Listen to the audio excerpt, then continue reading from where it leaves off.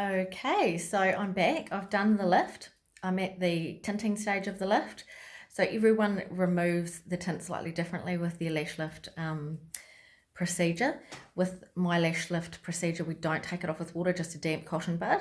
So I'm going to go ahead and do that now and then apply the 3D filler.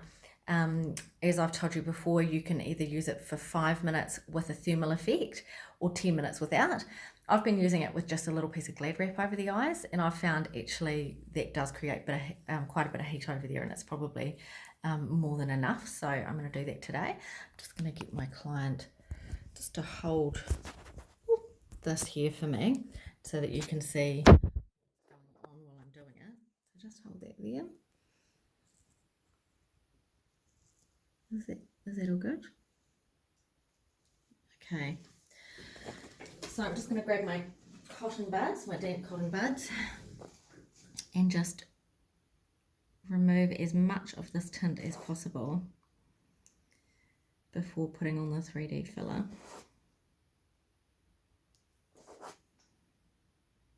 Can be a bit of a messy stage. But if you obviously using one of those lash lift procedures that you take it off wet, that's absolutely fine. I would just come in and dry the lashes before you apply the 3D filler, and then just apply it in exactly the same way as you did your tint.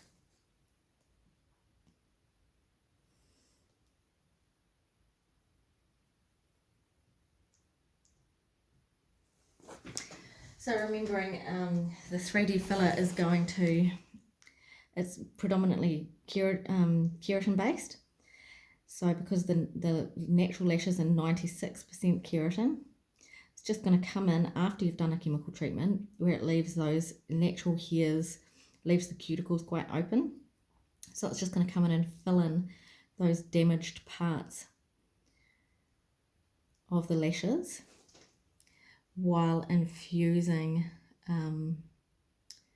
all the nanoparticles of those nourishing ingredients like the linseed oil, argan oil, hyaluronic acid, which we know is really hydrating, and the panthenol, which is actually found in a lot of hair care products, and it's what gives the shine to the lashes. Okay, so I'm just going to try and move us in a little bit closer just so you can see. It's so easy to apply. I'm just going to pump a little bit onto my hand. I can't say exactly how much you should use because it's different for everyone. Everyone's got bigger lashes, bigger eyes, so you just want to make sure that you get a really good covering over top of the lashes from about 1 mil to the lash line there. There's nothing in there that's going to irritate the eyes, unless of course they are sensitive to one of those ingredients. And then I'll just move this over for this eye.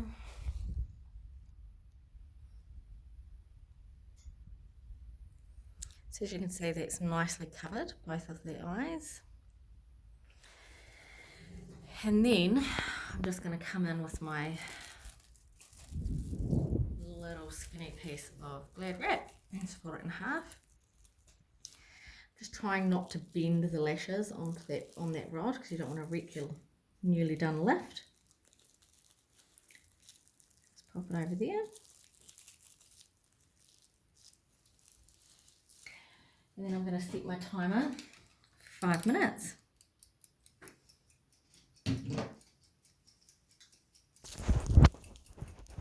And we'll be back shortly.